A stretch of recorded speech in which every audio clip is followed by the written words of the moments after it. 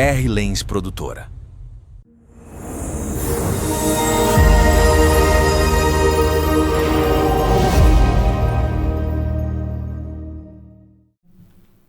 A paz do Senhor, meus irmãos, seja bem-vindo a mais um episódio aqui do Crente à Bíblia. Mais um episódio aqui para a honra e a glória do nosso Deus. Com um tema muito debatido nas redes sociais. Um tema importantíssimo para nós cristãos. E para falar desse assunto aqui comigo, eu trouxe aqui o pastor Ednei. Mas antes de eu chamar ele aqui para vocês conhecerem, eu quero pedir para você se inscrever no nosso canal. Tá bom? Esse canal aqui que nós estamos começando. E eu quero pedir para você, comente, faça nos comentários aí, participe desse canal, participe desse episódio, comente o que você está achando desse formato, quais os temas que você gostaria que a gente trouxesse aqui.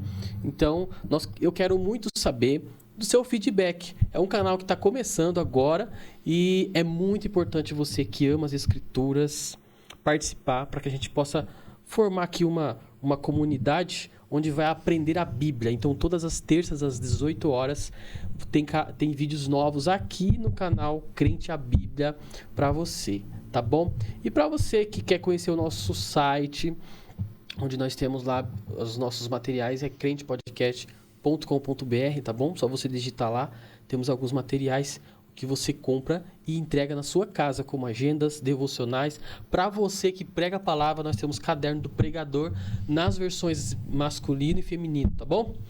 Então, vamos lá para o nosso tema de hoje.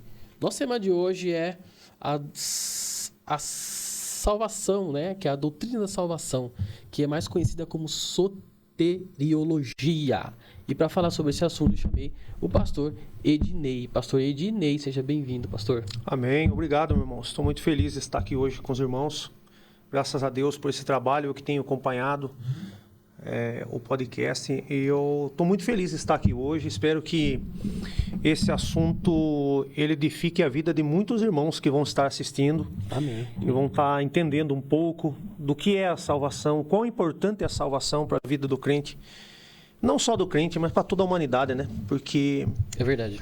Nosso Senhor Jesus, ele é maravilhoso e ele nos permitiu ter essa possibilidade de ser salvo, né? E aproveitando que nós estamos falando de salvação, eu considero de extrema importância nós entendermos um pouco, né? O que a Bíblia, o que as Escrituras dizem acerca da salvação, né?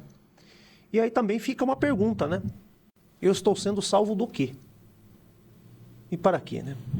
Do que eu estou sendo salvo? Será que eu vivo uma vida inconstante? Será que eu vivo uma vida no automático? Será que eu consigo classificar grupo de pessoas que vivem numa constante, no automático, sem entender sobre salvação, sobre o Senhor Jesus, sobre o seu reino, sobre o plano de Deus para o homem? O irmão citou aí a soteriologia, a doutrina da salvação, né? Tem uma palavra grega, né? Que significa, né? A palavra, ela diz que nós precisamos de um Salvador. Nós precisamos do Senhor Jesus. Nós não precisamos só no momento em que nós estamos com algum problema, em alguma situação. Nós precisamos do Senhor Jesus. Precisamos da sua salvação para a nossa vida. E eu gostaria também, né, de estar iniciando essa nossa conversa, esse nosso estudo, essa palavra de Deus, com o texto de 2 Timóteo, né? Que está lá no capítulo 3 e o verso 16 e 17, né? Deixa eu colocar aqui para o pessoal acompanhar lá. 2 Timóteo. Capítulo 3. O verso 16 e 17, né? Vamos lá, pronto. Aonde diz lá que toda a Escritura ela é divinamente inspirada e proveitosa para ensinar, para redarguir, para corrigir, para instruir em justiça, para que todo homem de Deus seja perfeito e perfeitamente instruído para toda boa obra. Então, para a gente começar esse assunto, né? Eu até quando o irmão me procurou a respeito desse tema, muito importante, muito interessante, discutido. Nós não vamos estar encerrando esse assunto aqui, esse tema aqui, porque esse tema já vem sido discutido já há quase 6 séculos, né? Os reformadores discutiram esse assunto acerca da salvação, por meio de quê, de quem, como. E aí fica uma pergunta, né, para nós. Por que eu preciso de salvação? E devemos sempre fazer aquela conta, né? Se eu durar 70, 80, 90, 100 anos de uma vida aqui na Terra, e a eternidade, quanto é? Como é que eu posso colocar meus 70, 80, 90, 100 anos aqui de uma vida, colocar isso numa balança e colocar a eternidade do outro lado da balança, dividirmos a balança, né? E colocarmos a eternidade na balança. E qual será o contrapeso disso? Que diferença isso faz para a minha vida? Será que só os meus 80 anos, fazendo uma média aqui, é suficiente para mim entender tudo? Será que o plano de Deus para a minha vida é só aqui na Terra? A mesma palavra de Deus, ela vai dizer que se eu esperar em Deus só nessa vida, eu sou como um infiel, porque eu não conseguirei entender o plano verdadeiro de Deus. Qual é o plano de Deus para a vida do homem? Que tipo de relacionamento que Deus quer com o homem? Então, esses parâmetros de arrependimento e fé em nosso Senhor Jesus Cristo, né? Não é na doutrina de homens, não é em livros ou ideias escritas de homens por homens, é no Senhor Jesus. E o Senhor Jesus, ele traz uma exortação para quem está chegando agora, nesse minuto, nesse segundo, alguém fez o convite, fez o apelo, aceitou o Senhor Jesus, e essa pessoa agora ela veio se arrepender dos seus erros, dos seus pecados, e ela já começou a criar uma fé interior, uma fé como ela nunca experimentou antes, e agora tudo vai passar a ser novo na vida dela. Ela vai começar a entender Deus, seu reino, seu projeto, quem é o Senhor Jesus. E aí nós temos um texto aonde o Senhor Jesus, lá no Evangelho de Mateus, capítulo 4, verso 17, ali traz uma exortação. Deixa eu pôr aqui, peraí, vamos lá, para o pessoal acompanhar. Mateus. E o que significa exortação? 4,17? 4,17. Muito bem. Exortar significa chamar atenção para algo, né? E, assim, quando o Senhor Jesus ele está ali pregando, na região da Judéia, nas regiões ao redor de Jerusalém, ali em todas aquelas cidades, ele faz uma exortação para o povo. Ele diz assim, olha, Evangelho de Mateus, capítulo 4, verso 17, arrependei-vos, porque está próximo o reino dos céus, ou em alguma outra versão da Bíblia, o reino de Deus. Então você vê aí a importância, né? Primeiro ele começa, olha, é necessário que vocês se arrependam, mas é necessário também que vocês creiam em Deus, que eu vim de Deus, que eu sou filho de Deus, que eu e o Senhor Deus somos um só, e que eu tenho uma obra a cumprir aqui para com vocês. Esse é um entendimento principal. Então, ele diz, arrependei-vos. E esses parâmetros para a salvação envolvem outros fatores também, né? Porque se eu pegar, por exemplo, no entendimento simplificado, bom, alguém fez um convite para mim e diz assim, olha, você se arrepende dos seus erros, do seu pecado? Sim, eu me arrependo. E agora você tem fé no Senhor Jesus? Fala assim, eu tenho, mas só isso basta? É mais do que suficiente? Não preciso entender mais nada? Está tudo certo? Está tudo resolvido até aqui então? Já entendi, já me arrependi. É necessário que haja um entendimento maior para mim poder prosseguir com a minha vida ou só isso aqui já é suficiente? Não, aí é que nós vamos entender os parâmetros. Por exemplo, existe uma palavrinha aí chamada pecado. E o que é o pecado? Pecado é simplesmente errar o alvo. Acertar. Acertar verdadeiramente conforme os parâmetros de Deus, não os meus. Não conforme minhas ideias, a minha lei. Então, primeiro, eu tenho que entender que preciso ter um conhecimento do pecado ou de pecado. Eu preciso entender como ele funciona, né? Eu preciso entender que a Bíblia ensina que todos os seres humanos pecaram e estão afastados da glória de Deus. Mas o que significa isso? E aí nós temos que ler lá, né? O apóstolo Paulo vai escrever uma carta aos Romanos, lá no capítulo 3, o verso 23, né? Que... Deixa eu colocar aqui, Romanos. Sim. 3, 23. E 23. Posso ler? Pode ler o texto, por favor. Vamos lá, o pessoal tá acompanhando em casa aí. Sim, perfeito. É bom, quem tiver em casa, quiser pôr na TV, é até mais gostoso de assistir. E de ler, né? É. Vamos lá. Porque Romanos 3, 23. Porque todos pecaram e destituídos estão da glória de Deus, sendo justificados gratuitamente pela sua graça, pela redenção que há em Cristo Jesus. Perfeito. Você entendeu, então? Salvação, a soteriologia, a doutrina da salvação, ela é matéria de uma área da teologia, que é a teologia sistemática, que trata do estudo das doutrinas religiosas da salvação humana.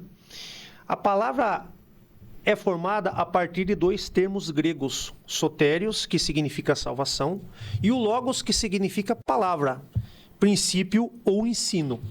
Então, assim, se nós fôssemos fazer um resumo geral, tá? Vamos pegar isso aqui, salvação. Olha, eu preciso entender esse negócio, eu quero entender. Então, a gente pode fazer um resumo. Por exemplo, nós sabemos que através da Bíblia, através das revelações bíblicas, Deus tem um plano. Deus não fez o homem e jogou o homem no mundo aqui, nesse planeta, e dizer assim, ó, vivam aí de qualquer jeito, tá? Sem lei, sem parâmetro. Vivam, só vivam. Não. A princípio, Deus criou o homem, tá? Para ter um íntimo relacionamento com ele. Então, nós somos seres que fomos criados para ser seres eternos. Deus não fez algo descartável. Uhum. Eu e você que está assistindo aí, você não é descartável para Deus. Você é um ser, tá? Uhum. Você é um ser que você é dotado de inteligência, de emoções, de N comportamentos, tem uma biologia por trás de você aí, tá? Atuante, né? Que trabalha, né? Que te dá as condições principais de uma vida. Nós sabemos que nós somos um ser que temos uma tricotomia, tá? Nós temos uma tricotomia. Corpo nos 5 sentidos, alma e espírito. Então, nós vamos dizer assim, vamos tentar usar um termo assim bem simplificado. Nós não somos qualquer coisa. Uhum. Não somos algo que foi jogado dentro de um planeta, dentro de um mundo, né? E diz assim, ó, vivam aí, tá? De qualquer jeito, vivam. Morreu, acabou, tá? Uhum. Embora a gente não vai entrar nesse assunto aí, tá? Porque até existe uma fala muito antiga, né? Um bordão, um jargão muito antigo aí que diz assim: tomara que o mundo acabe em barrancos para que eu possa morrer encostado, né? Isso é uma falácia, isso é uma mentira, isso é uma heresia contra Deus, porque não é bem assim que funciona, né? Nós temos uma alma que pertence a Deus, nós temos um espírito que pertence a Deus, e a Bíblia vai dizer que o Espírito Santo habita em nós, no nosso meio, nos dá entendimento, nos dá inteligência, nos ensina a amar, nos ensina a entender das coisas de Deus. E dentro desses parâmetros que nós estamos, veja bem, nós estamos pelas beiradas simplificando o assunto aqui, tá? Uhum. Porque isso aqui não vai esgotar com a gente aqui, por isso que eu disse que eu vim desarmado. No sentido de que eu não estou aqui para julgar ninguém, nem placa, nem ministério, nem falar mal de alguma religião que alguém possa ser contrária ao que nós vamos abordar aqui hoje. Contrário, a gente precisamos de algum modo entender. Eu estou sendo salvo do quê? Se eu estou sendo salvo de alguma coisa, tá? Por exemplo, se fizermos mais uma vez a pergunta, o que é a salvação e eu estou sendo salvo do quê? Está sendo salvo de um castigo eterno que é promovido, que é trazido, que é trabalhado na minha vida através do pecado. E o que é pecado? Errar o alvo. O que é pecado é não acertar aquilo que Deus propõe que eu faça. Então Deus tem um propósito para o homem. Ninguém está aqui... Então o primeiro ponto aqui é porque todos pecaram e destituídos estão da glória de Deus. Perfeito, é isso. Ou seja, todos nós estamos destituídos da glória de Deus. E só que ele vai falar, sendo justificados gratuitamente pela sua graça, pela redenção que há em Cristo Jesus. Perfeito. Somente Mas aí ele pelo Senhor continuando Jesus. aqui, ó, ele fala a qual Deus propôs pela propiciação, pela fé no sangue, no seu sangue. Aí ele vai Perfeito. falar da fé. Perfeito. Propôs na propiciação pela fé no seu sangue, para demonstrar a sua justiça pela remissão dos pecados dantes cometidos lá atrás, Perfeito. sob a paciência de Deus. Perfeito. Para a demonstração da sua justiça nesse tempo presente, para que ele seja justo e justificador daquele que tem fé em Jesus. Perfeito. Até o irmão citou uma questão aí que é a justificação, né? Que também é uma doutrina bíblica, né? Então, assim, o que é justificação? Né? É pegar algo que está errado, algo que é Torto. injusto, né? Tá fora, tá torto, tá... E tornar justo. É que nem aquela musiquinha do o homenzinho torto, né? É. Que morava na casa torta. É. Não é isso? Embora tenha também... É exatamente isso aí. Embora tenha também outro ponto, né? Que também eu na minha opinião, lógico, a opinião ela diverge, né, muito entre as pessoas. Mas opinião só que a gente tem que defender nosso ponto de vista, né? Porque ou a gente acredita no que está na Bíblia, a Bíblia ela pode ter várias interpretações, né, isso, pastor? Pode. Por exemplo, nós temos visões diferentes e cada visão ela possui versículos que defendem aquela visão. Sim. Por isso que confunde muitas pessoas. Sim. Não é verdade? Sim, sim. Então, o que é mais importante? Nós estudamos a palavra.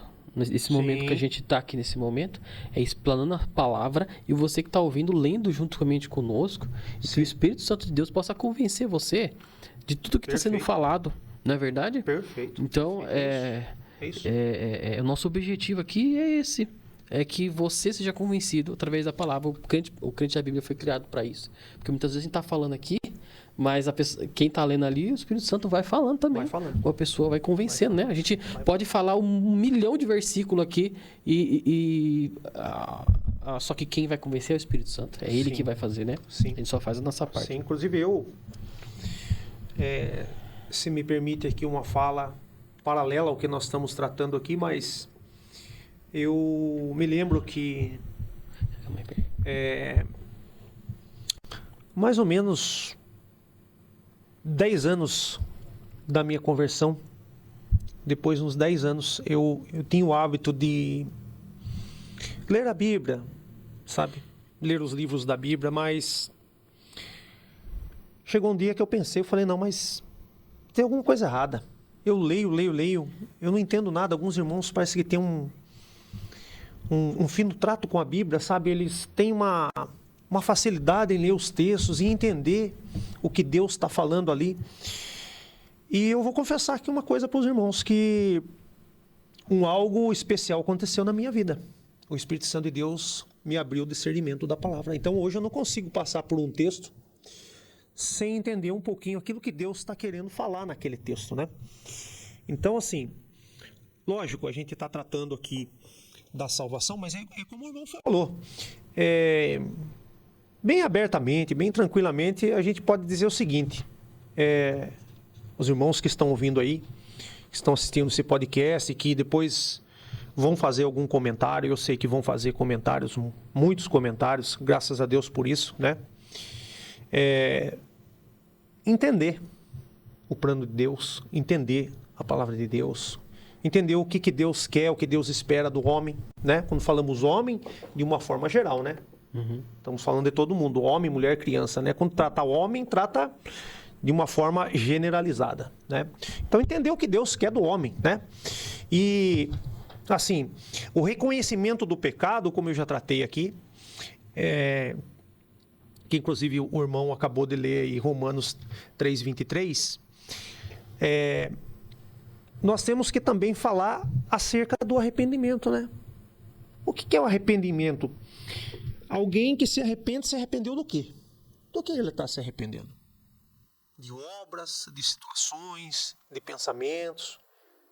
Do que eu estou arrependendo? E isso, o arrependimento, ele envolve uma série de fatores. Por exemplo, mudança de mente, mudança de atitude, em relação, principalmente, que o foco principal aí do arrependimento é o pecado. E pensando da seguinte forma, bom, agora eu me arrependi. Correto? Eu estou arrependido, me arrependo de tudo que eu fiz. Por exemplo, se eu tiver... Vamos supor que eu tenha 60 anos de idade.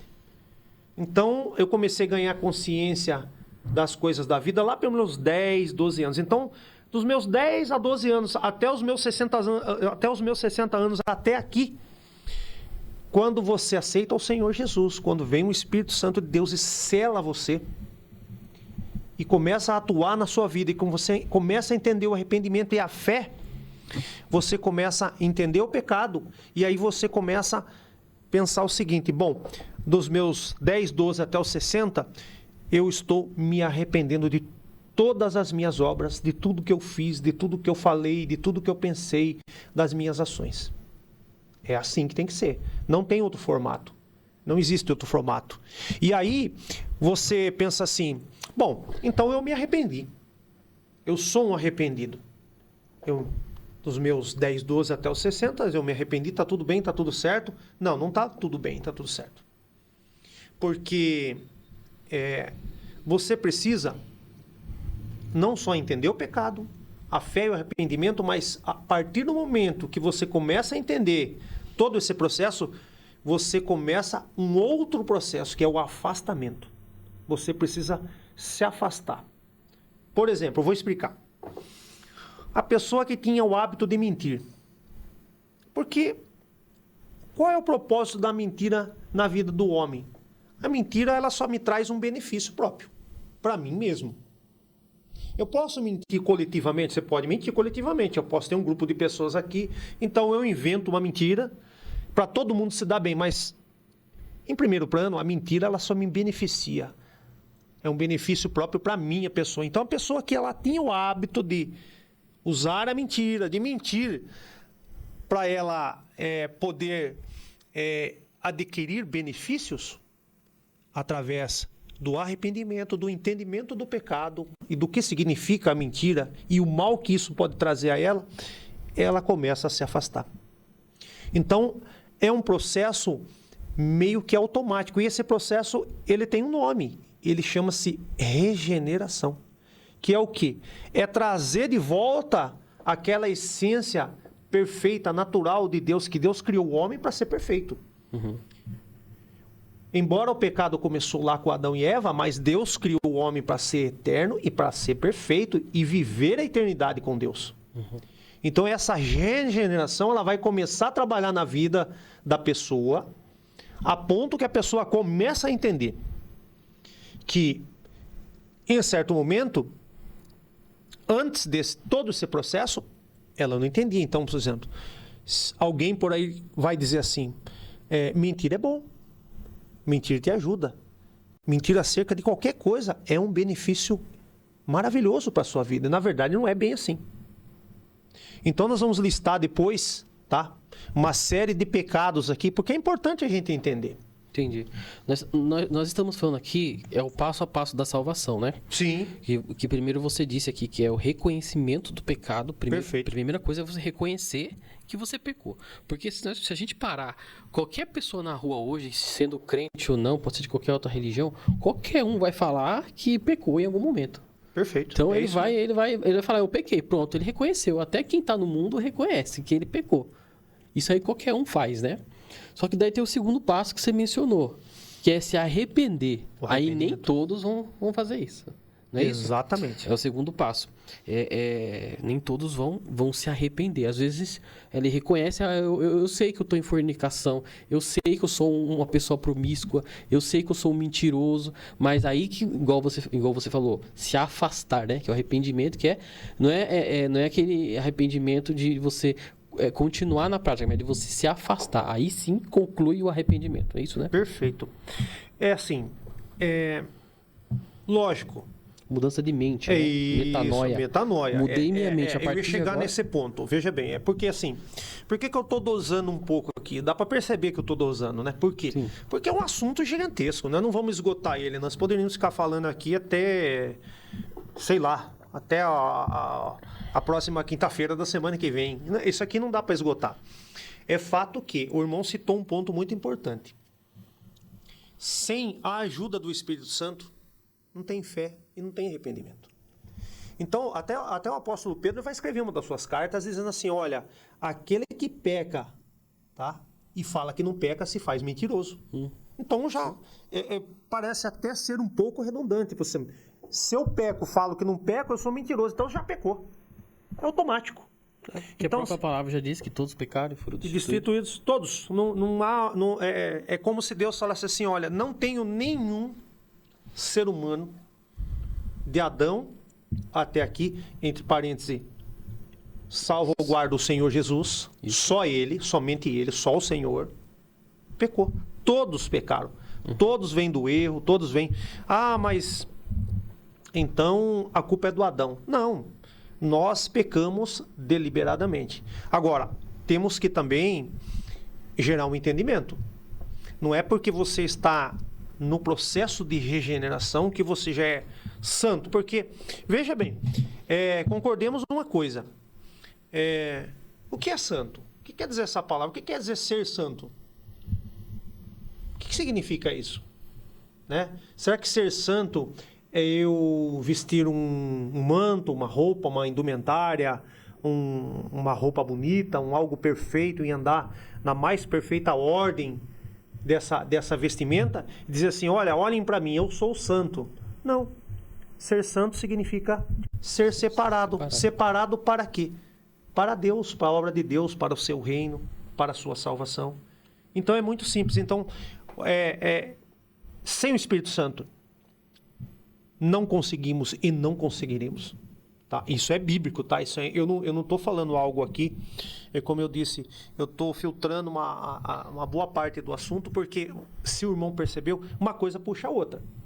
Nós estamos falando do arrependimento, mas aí já entra a regeneração, que entra a questão da santidade, que também a Bíblia vai dizer que é necessário, que nós precisamos ser santo, ser santificado e viver em santidade. A Bíblia também vai mencionar isso.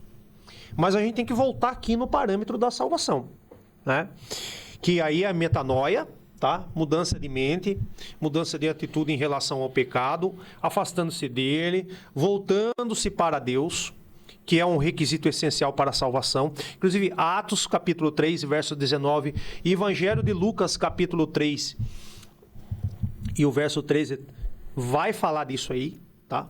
Vai falar, você que está em casa, você que gosta de ler a Bíblia, você que se interessa por esses assuntos, vai acompanhando aí, meu irmão, com a sua Bíblia. Qual que é o primeiro Atos?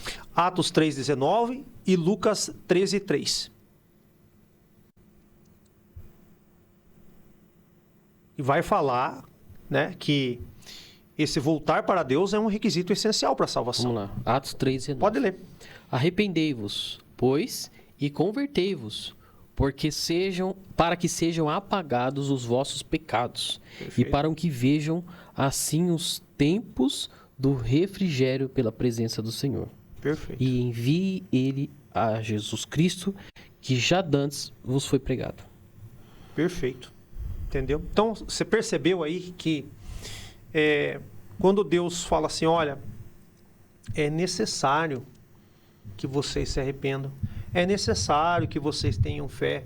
Porque, veja bem, a gente pode tratar de uma forma muito simplificada a salvação e dizer assim, olha, Deus eu sei quem é, o Senhor Jesus eu sei quem é, então tá tudo certo, eu sou uma boa pessoa, eu tenho boas obras, eu só pratico bem, eu sou amoroso, eu sou caridoso, eu sou uma pessoa acima da média, eu sou excelente. Só que a Bíblia, ela vai nos posicionar acerca desses parâmetros quando o assunto, por exemplo, não só arrependimento, não só regeneração, mas e a fé? Como que eu encaixo a fé na questão da salvação. Então, quer dizer, para que eu seja salvo pelo Senhor Jesus, é necessário que eu tenha fé. Mas fé no quê? Fé na Bíblia?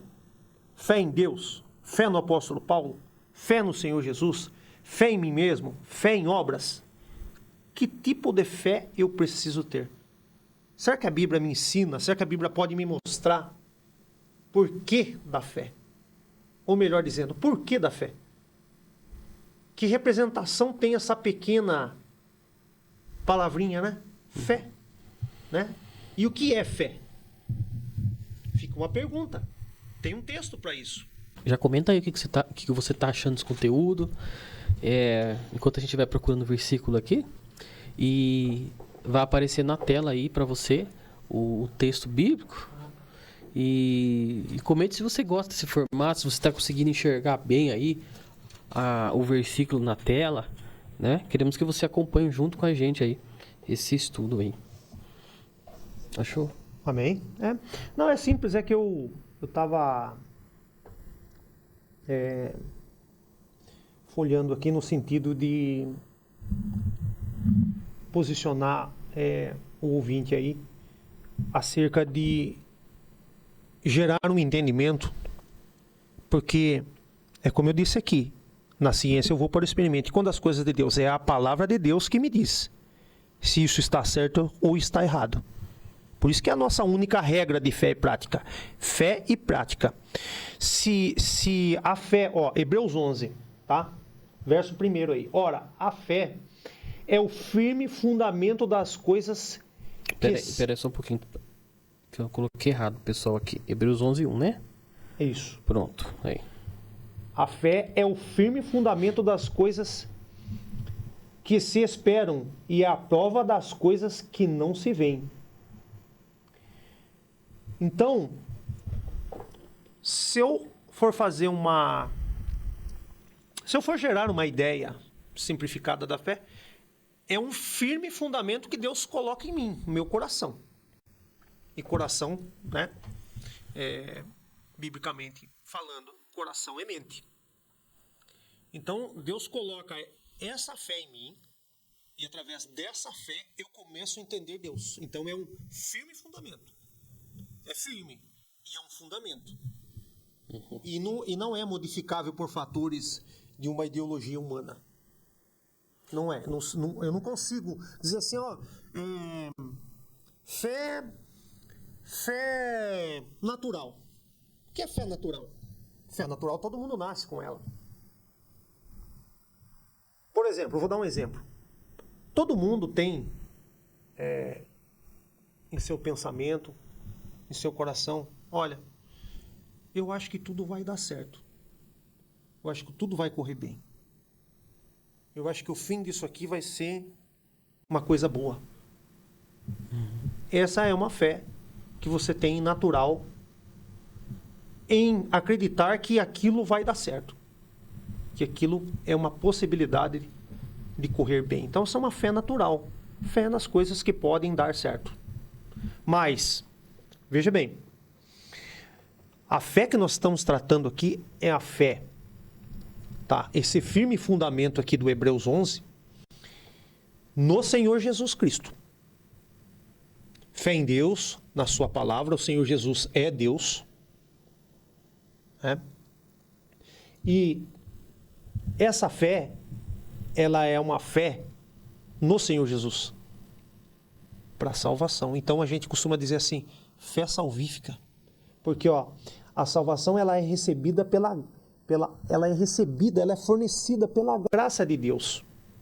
E por meio da fé no Senhor Jesus Cristo, em sua obra redentora na cruz. A fé envolve crer que o Senhor Jesus morreu pelos nossos pecados e ressuscitou, e recebê-lo como Senhor e Salvador pessoal. Aí tem dois textos aí. Você tem Romanos capítulo 10, verso 9 e 10, e você tem Efésios 2, do 8 ao 9. Até prefiro que você que está ouvindo, você que está em casa, você que está assistindo aí, você pode abrir os textos, mas o texto principal, quando se trata de fé, é Efésios 2, Efésios capítulo 2, versos 8 e 9. É aqui que nós entendemos.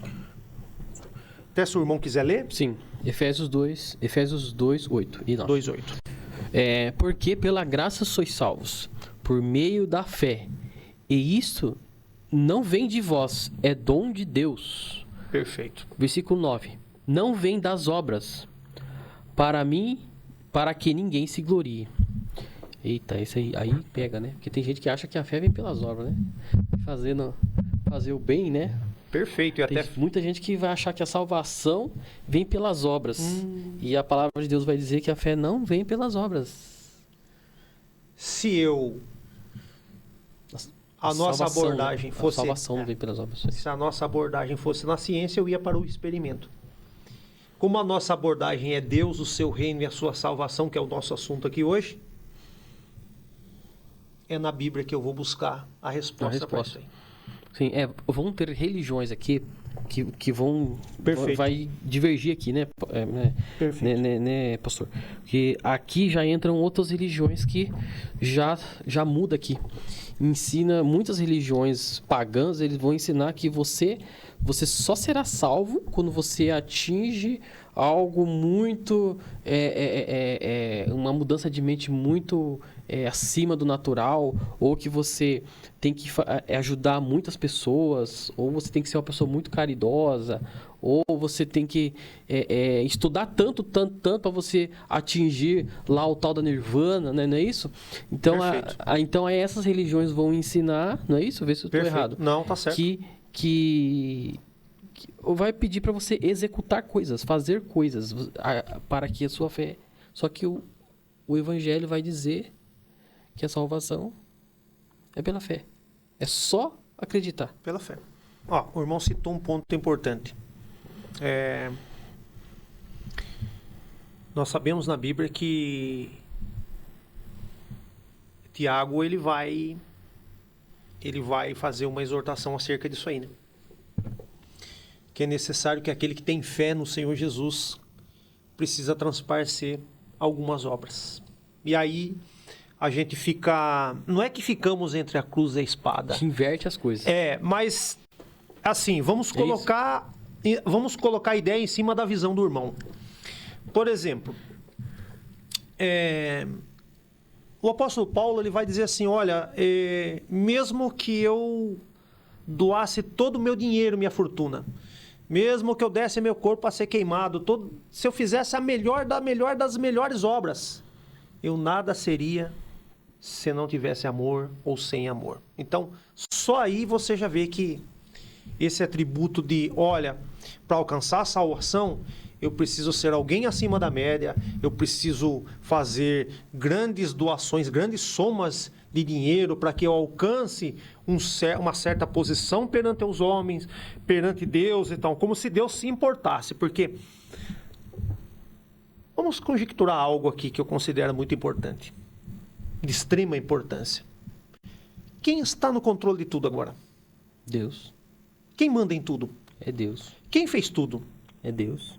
Quem criou o pensamento, as ideias, a fala do homem e tudo mais? É Deus. Que controle o homem tem sobre isso? Nenhum.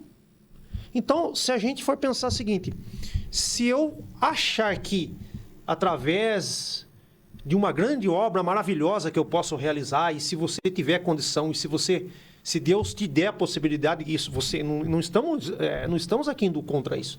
Você deve sim. Você deve sim. Porque se Deus está no controle, se tudo é de Deus, cada partícula que existe nesse universo, tá? De 14,7 bilhões de anos-luz de extensão e de uma ponta a outra 90 bilhões de anos-luz. Tá? Se cada partícula desse universo pertence a Deus, concordemos num ponto aqui. Nós somos mordomos de Deus, correto? Uhum. Tá? Nós viemos para cá. Como a fala do Jó diz, olha, nu eu vim a este mundo, e desse mundo eu saio nu daqui. Quer dizer, se eu vim sem nada, eu vou sair sem nada. Uhum. Então, assim, a obra, de um certo modo, de homem para homem, ela tem uma certa importância, mas é como se Deus falasse assim, ó, o maior de todos os preços, a maior de toda a obra, já foi feito por vocês lá na cruz. Não necessita você pagar. Porque, sabe, se pensarmos assim, se a obra superar a fé, se a obra superar o dom de Deus, a graça de Deus, porque o que é graça? Por que tanto eu falo de graça? Porque o que significa essa palavrinha graça? Graça é simplesmente favor imerecido. Eu não mereço nada, mas Deus me dá essa graça, me beneficia com essa graça todos os dias, todas as horas, até mesmo quem não busca Ele, tá? É importante dizer isso aqui. Até mesmo quem não busca Ele, até mesmo quem não confessa ao Senhor Jesus como Senhor e Salvador, porque a Bíblia vai dizer que o sol nasce para todos, para justo e para injusto. Ah, eu preciso do entendimento para isso. É simples. A bondade de Deus, ela está sobre todo ser humano, sobre todas as pessoas, independente de cor, de raça, de gênero, é para todo mundo. A graça de Deus é para todo mundo. Só que eu preciso entender como ela funciona. Se é um favor imerecido, eu preciso entender. Agora, as obras, elas não substituem a fé. Se a graça é um dom gratuito de Deus e a fé é o firme fundamento das coisas que eu não vejo, que eu não entendo, mas Deus vai lá e coloca dentro de mim essa fé, então, de certo modo, as obras acabam ficando em segundo plano. Nesse sentido. Falando da salvação, né? Exatamente. Então, sim. Mas aí nós falamos, olha só detalhes, parâmetros. Nós falamos arrependimento e fé, regeneração, graça e outras coisas. Agora, será que no contexto ainda de salvação, em parâmetros para a salvação, é necessário eu confessar isso? Eu preciso confessar isso? Precisa haver uma confissão? Eu creio que Precisa sim. haver uma confissão?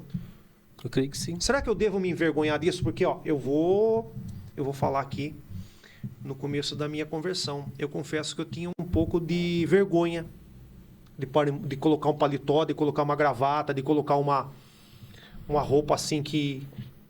De alguém falar assim, olha lá, o crente lá. Ali vai um crente. Eu confesso que eu tinha um pouco de vergonha, talvez, de andar na rua com uma Bíblia embaixo do braço. E isso, de certo modo, era uma ignorância da minha parte. Porque Deus é bom.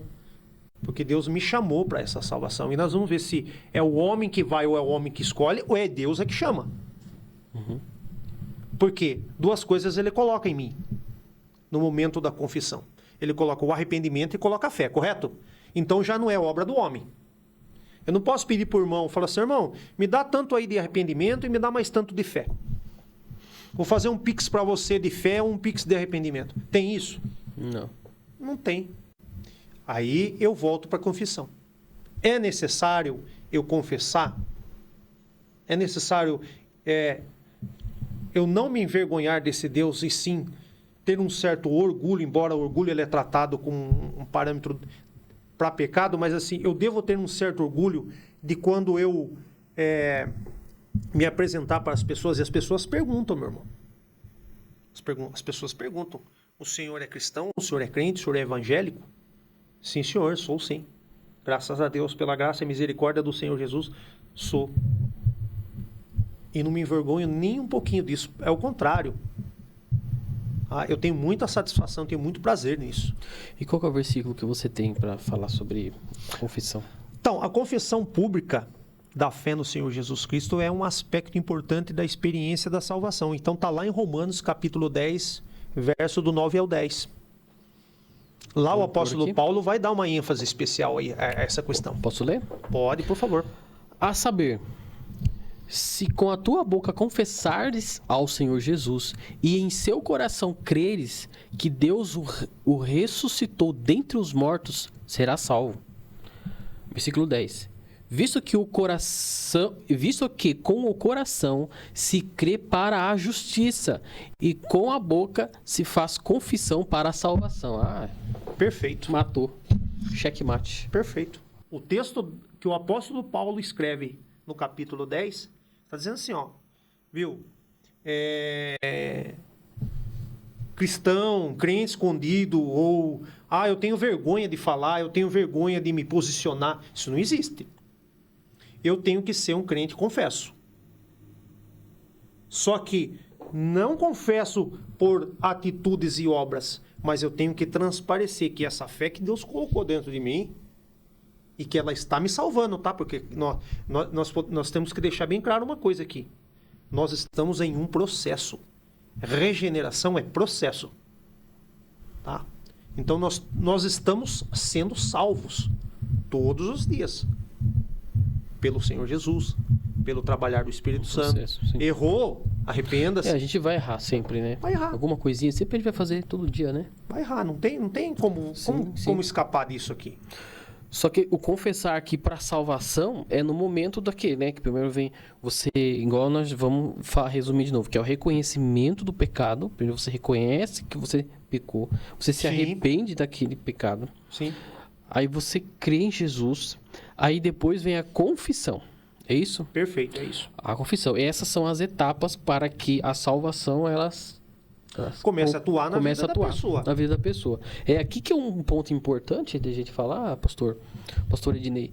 É porque às vezes as pessoas acham que não tem a necessidade. Pessoal, eu fui lá, o pastor me chamou lá na frente na igreja e eu fui lá, aceitei a Jesus, levantei a minha mão, né? Declarei, que depois vamos falar sobre a declaração também, né? Sim. Declarar publicamente. Declarei lá publicamente que Jesus é o único suficiente Salvador, mas ela não confessou as coisas que ela fez lá atrás. Perfeito. Até inclusive falar da minha experiência de conversão. Eu não estava na igreja, eu não frequentava a igreja, eu não queria saber de igreja, nem de crente, nem de Bíblia, nem de coisa nenhuma. Eu vivia minha vida no automático. Tá? Com minhas ideias, com meus parâmetros. Então vai um pastor muito abençoado, meu amigo, e ele, através de um outro irmão, foi na minha casa na época, fez o apelo e algo extraordinário aconteceu na minha vida. Eu senti um peso muito grande. Eu senti assim algo de Deus, do Espírito Santo de Deus, dizendo assim: olha, você fez muita coisa errada, as suas atitudes são erradas, os seus pensamentos são errados, arrependa-se. E quando você se arrepende verdadeiramente, lógico, outras pessoas ou outros irmãos podem ter tido outras experiências. Estou falando da minha. Quando eu senti esse peso e eu confessei, tá? Porque eu não estava dentro de uma igreja, mas naquela sala, naquele momento, dentro da minha casa, tinha outras pessoas. Eu confessei, eu me arrependi e eu senti como se eu tivesse entrado assim debaixo de uma água, sabe? De uma coisa assim que me limpou, que me renovou, que agiu ali naquele momento. Santo, né? Espírito Santo que atuou na minha vida. E aquilo me trouxe um peso. Eu senti um peso. Eu senti o peso do pecado. Porque nós sentimos o peso do pecado. Todo cristão, todo crente, ele tem uma aversão. Ele não suporta, ele odeia o pecado. O pecado para ele é uma ferramenta de morte, é uma ferramenta de destruição. Então, quando ele sabe disso aí, ele abomina. Então, eu senti aquele peso. E depois Deus, através do Espírito Santo, o Senhor Jesus, começou a trabalhar na minha vida como tem trabalhado. Lembre-se, nós estamos em um processo. E esse processo chama-se regeneração. Quando começa, meu irmão? Começa quando você aceita o Senhor Jesus como Senhor e Salvador, vem o arrependimento, vem a fé, você crê verdadeiramente nele, sabe quando isso vai acabar? Com a vinda dele para nos buscar. Porque a Bíblia vai dizer que ele vai voltar. E ele vai voltar para buscar seu povo. São essas pessoas que estão salvas, são o povo dele. São suas criaturas que foram regeneradas. Só que você vai falar assim: nossa, meu irmão, mas eu falho toda hora, eu erro a todo minuto, a minha vida é uma confusão, é uma problemática. Mas você é um arrependido? Você erra, você corre para os braços do Senhor Jesus? E não estou falando bonito aqui, não. É braços do Senhor Jesus, quanto antes aos pés de Jesus. de joelho e se arrepende verdadeiramente, fala, Senhor, eu errei, eu não queria fazer isso, eu não queria agir assim. Estamos num processo, e o processo chama-se regeneração. Bom, e aí? Então, a palavra, ela dá algum respaldo para nós sobre isso aí, né? Que você falou. Perfeito. E qual versículo que a gente pode estar apresentando, pastor? Deus deseja um relacionamento conosco, aí já entra o João 3,16. Tá, vamos ler? Vou ler. Pode ler. Bom, João 3,16 está aparecendo na tela de vocês aí. Porque Deus amou o mundo de tal maneira que deu o seu Filho unigênito para que todo aquele que nele crê não pereça, mas tenha vida eterna. Porque Deus enviou o seu Filho ao mundo, não para que condenasse o mundo, mas para que o mundo fosse salvo por ele. Continua? Até aí tá bom. Ótimo. Aí que você vê a beleza da Bíblia, né? Aí que você vê a beleza do texto. Deu o seu filho, o seu único filho, para nos salvar. Então, quer dizer, Deus tem um plano. Então, Deus nos ama. Agora, dentro desse plano, é fato que nós somos pecadores, certo? Nós somos pecadores. Lógico que tem que haver uma divisão, tá? Então, já começou o quê? Arrependimento, fé, tem a regeneração, tem a graça, tem a confissão, mas não devemos viver na prática do pecado. Eu reconheço o pecado na minha vida, eu reconheço que é um erro, reconheço que somos pecadores e que pecamos não deliberadamente. Daqui a pouco nós vamos tratar esse assunto, o que é pecado deliberado, o que é apostatar-se da fé, o que é apostasia do homem, mas nós somos pecadores. E o que esse pecado causa no relacionamento do homem para com Deus? O que isso nos afeta? Aí tem um texto lá em Isaías, capítulo 59, verso 2. Nós podemos ver aí. Isaías? Isso. Livro do profeta Isaías, capítulo 59, verso 2. 59, né? É. 2. Bom. Pode ler o texto. Bom.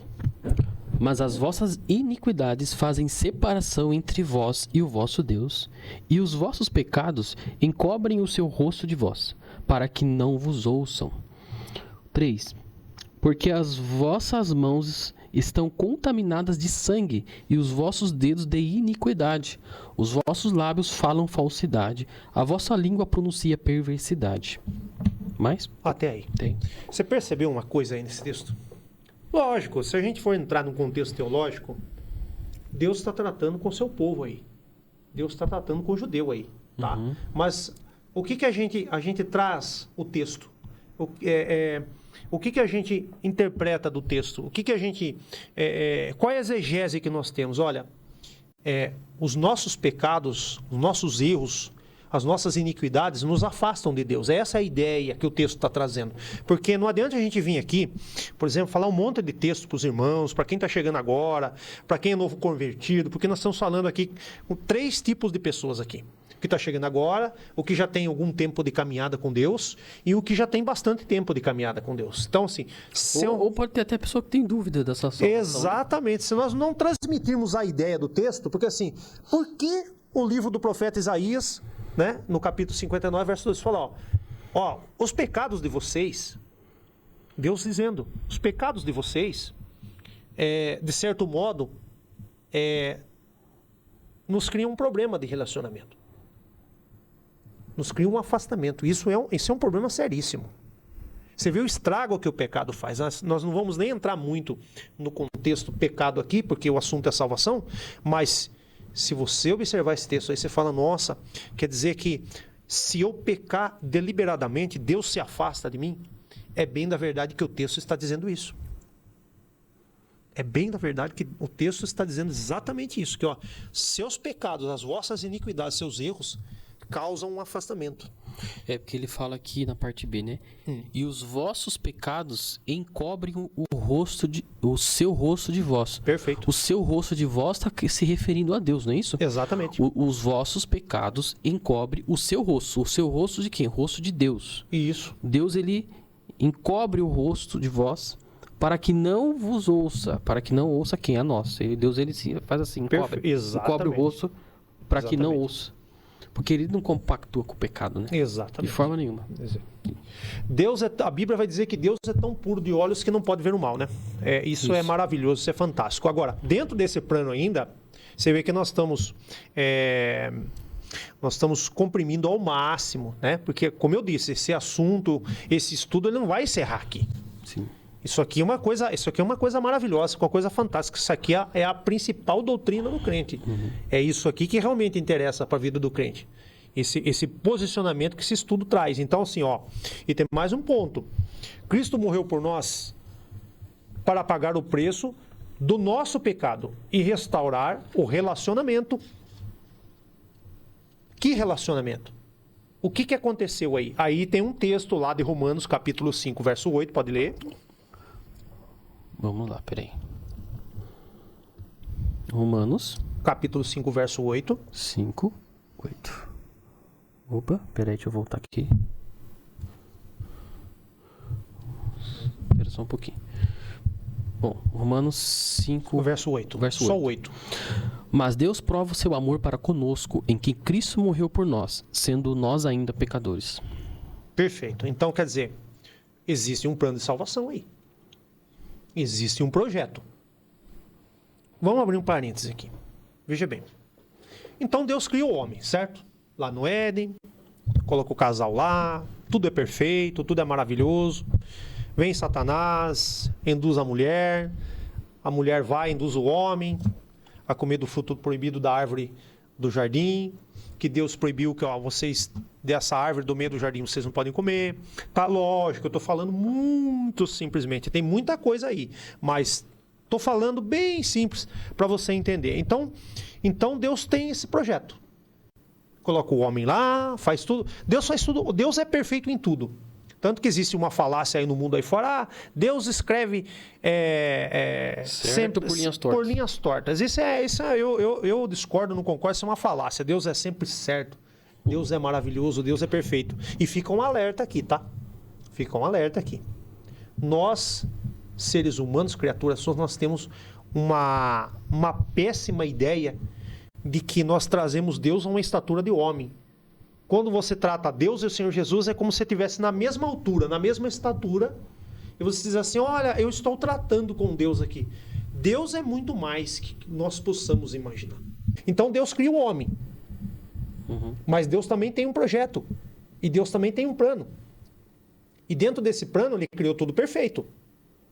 Então você começa a entender que o pecado original, todos esses problemas que a humanidade tem, que a humanidade sofre, tudo que passamos, tudo que vivemos, tudo que entendemos, independente de tudo isso, independente do que eu acho, do que eu imagino, da minha vã filosofia, do meu vão entendimento, da minha crença nessa ciência que trabalha com teorias. A ciência humana ela é muito teórica. Você pode perceber que a ciência humana ela trabalha N teorias para tanta coisa. Mas quando o assunto é Deus, o seu plano, o seu projeto é perfeito. E dentro desse plano de salvação, é necessário que haja também um esforço nosso para entender. Por exemplo, é necessário receber o Senhor Jesus como nosso Senhor e Salvador, individualmente. Porque a salvação ela é individual. E ainda a gente pode ver, né, pastor? Que mesmo Deus, o ser humano, ele escolhendo o pecado, Sim. fazendo ali algo contra Deus, né? E Deus julgando ali e expulsando o homem, ainda assim ele mostra o amor pelo que ele tem por nós, pelo homem, né? Ainda ele julgou. Sim. Falou, a mulher você vai sentir dor, homem você vai ter que arar a terra, serpente vai se rastejar. Ele deu sentença para tudo que aconteceu. Perfeito. Só que ele já deu o plano para que tudo aquilo fosse resolvido ali. O que eu posso dizer não é nenhuma opinião isolada, mas olha só em cima do que o irmão está falando aí. Bora, vai lá. Dentro do plano. O plano de Deus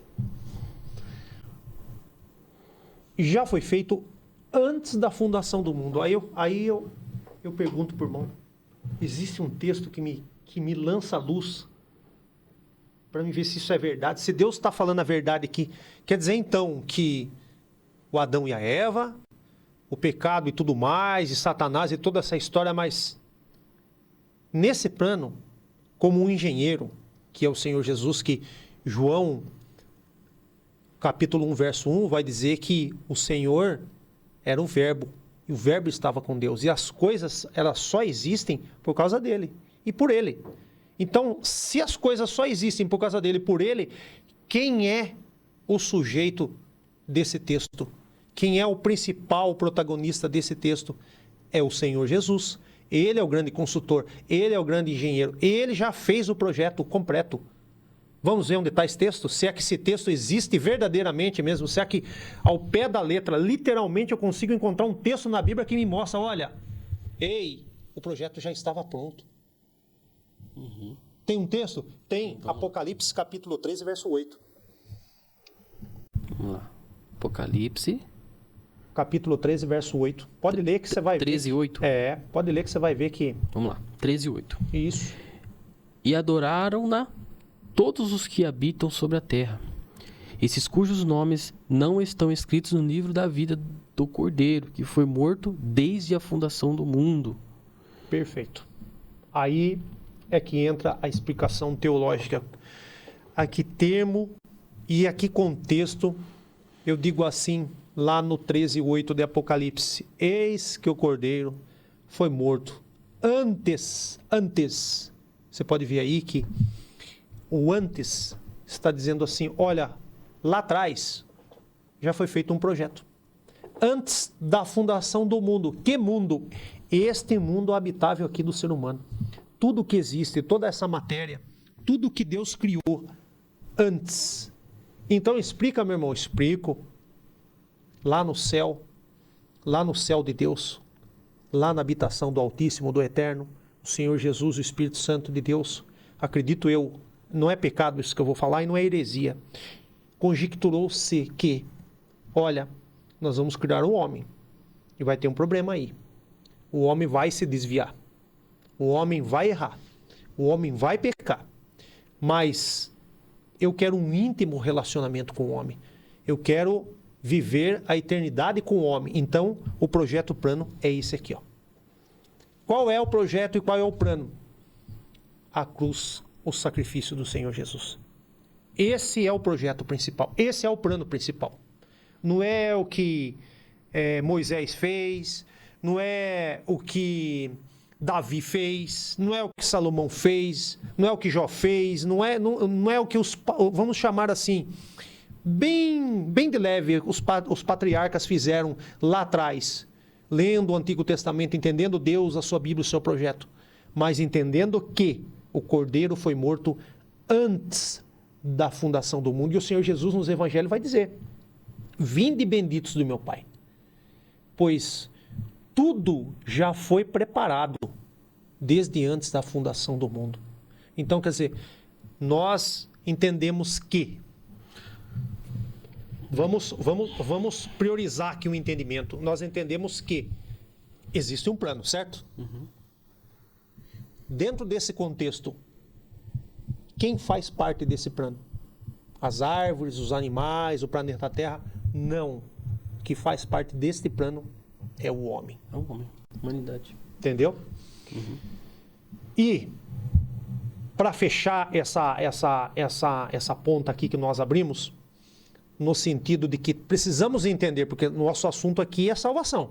Isso, exato. Nós não estamos fugindo dele, embora a gente dá uma oscilada e eu estou me segurando aqui porque é muitos textos, é muita coisa relacionada. Então, assim, se a gente citar situações e textos e tudo mais aqui, a gente tem que entrar no texto e aí nós temos que explicar o texto, temos que entrar com a exegese bíblica aí para poder estar explicando o texto. Mas é interessante entender isso aqui, ó.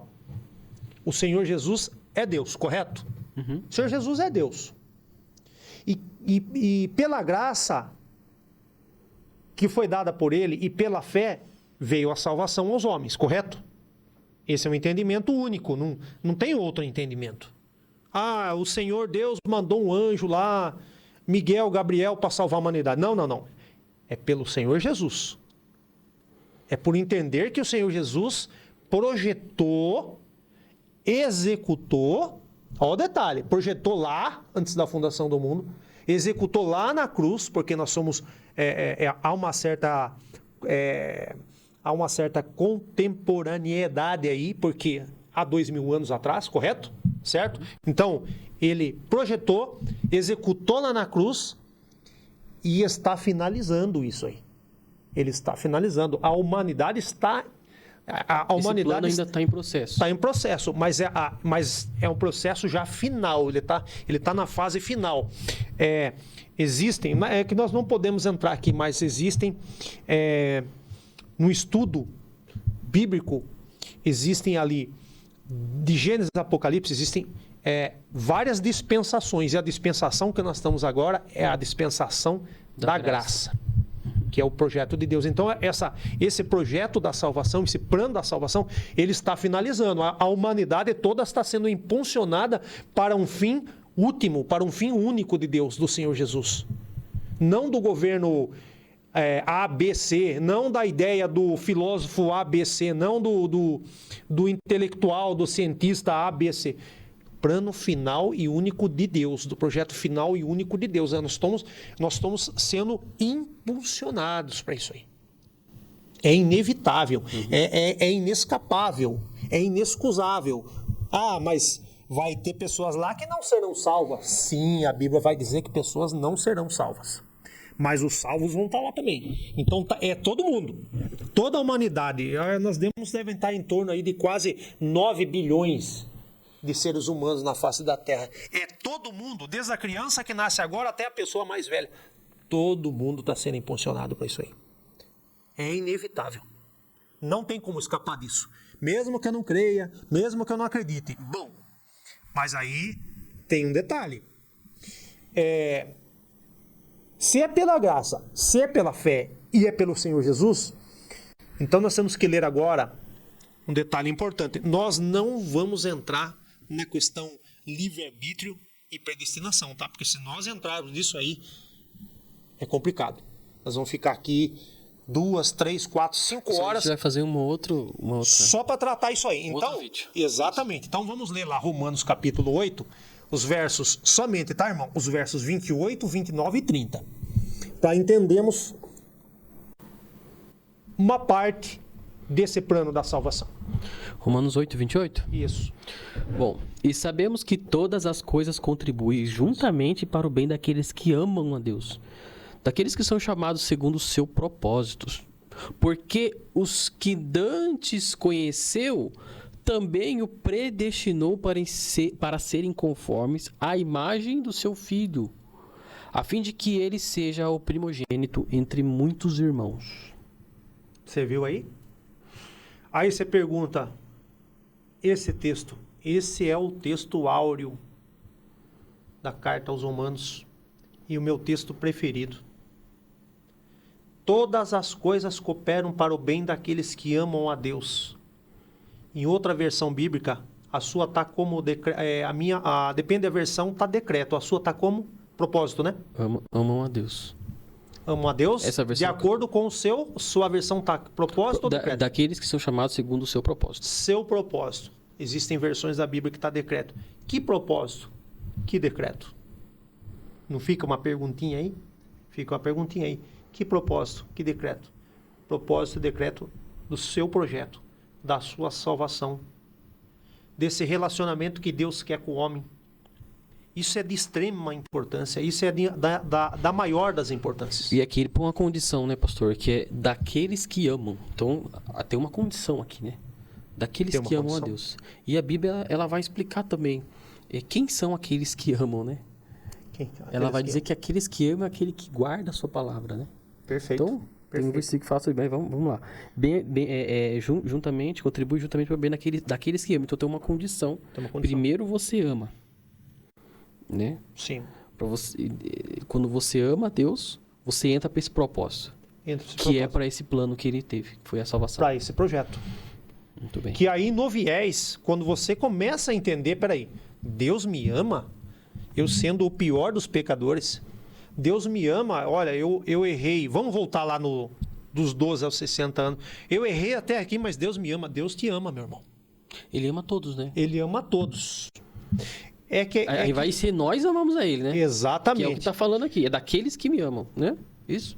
Tem um texto se eu não me engano agora eu não vou lembrar porque eu não quero fugir do foco aqui, mas não me recordo se está em 1 Coríntios, 2 Coríntios, que Paulo escreve, que é um texto que diz assim, que só se pode confessar que o Senhor Jesus é Senhor e Deus através do Espírito Santo de Deus. Isso é muito bonito de se entender. Porque, por exemplo, como que eu vou entender o amor de Deus? Como que eu vou entender que eu preciso me arrepender? Como que eu vou entender que tem um projeto, e esse maior projeto é a salvação através do Senhor Jesus? Como que eu vou entender isso? Como que eu vou entender que tem uma graça de Deus por trás disso que diz assim, ó, você não merece, mas eu te amo. Você não merece, mas eu estou chamando você para salvar você. Sou eu que estou salvando você. Lá em Efésios, voltando um pouco lá no capítulo 2, os versos 8 e 9, vai dizer que a fé é dom de Deus. A fé que vai vir, esse dom de Deus, essa fé que ela vai vir para nós, é para nos salvar. É para nos salvar do pecado, do erro, da condenação eterna, porque fica uma pergunta primeira lá, lembra? Salvação. Estou sendo salvo do quê? Do que eu estou sendo salvo? Estou sendo salvo da pandemia? Estou sendo salvo de um governo, de um rei, de um sistema? Do que eu estou sendo salvo? Eu estou sendo salvo de uma condenação eterna. Condenação eterna. Apartado de Deus, longe de Deus. E não existe condenação maior que essa. É viver longe de Deus. É insuportável isso.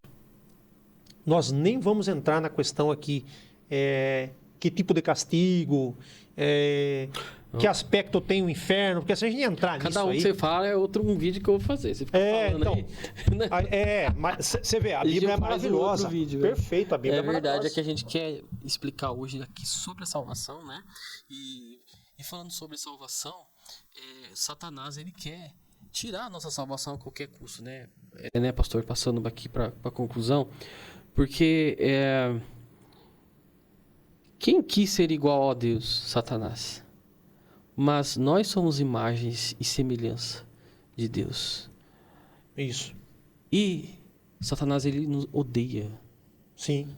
Satanás, ele quer ver a nossa destruição. Ele quer nos ver fora Sim. do plano daquilo que Deus criou. Você imagina, pastor, a gente pensando aqui, a gente raciocinando, né? O ódio de Satanás sobre nós, que é o que ele queria ser igual a Deus. E nós somos imagem e semelhança de Deus. Perfeito. Né? Aí... Não somos igual a Deus e nunca vamos ser, claro, né? Mas nós fomos como Deus, ele soprou o fôlego de vida em nós, então saiu algo dele e está em nós. Não é verdade? Perfeito. E o diabo e o Satanás, ele quer destruir isso a qualquer custo, a fazer com que nós percamos a salvação, porque ele já sabe a condenação dele. Ele já sabe para onde ele vai, ele já está condenado. O que ele quer levar é o máximo de gente possível, o máximo de almas possíveis, que nós para que ele quer fazer com que nós saiamos desse plano, percamos esse plano, né, da salvação e vá para o fogo eterno, né? Não temos a nossa salvação ali como prometida por Deus, mas o importante é a gente entender, né, pastor, a salvação, como que ela é o processo, que é o que nós falamos hoje, né? Sim. Como que é o processo da salvação, que é o reconhecimento pelo pecado, depois o arrependimento, a fé em Jesus. Nós falamos sobre a confissão do pecado e falamos do plano de salvação que existiu para toda a humanidade, né? Só que esse plano aí, resumindo aqui o que a gente falou, ele tem umas certas condições para que a gente se encaixe dentro desse plano. Precisa do entendimento. Precisa do entendimento. E não só isso, aproveitando o gancho da fala do irmão, para a gente partir finalmente aqui do nosso estudo, aqui da nossa fala. O irmão tocou num ponto muito importante, hein? No momento do projeto de Deus para tudo que nós entendemos, para tudo que existe, Satanás estava lá.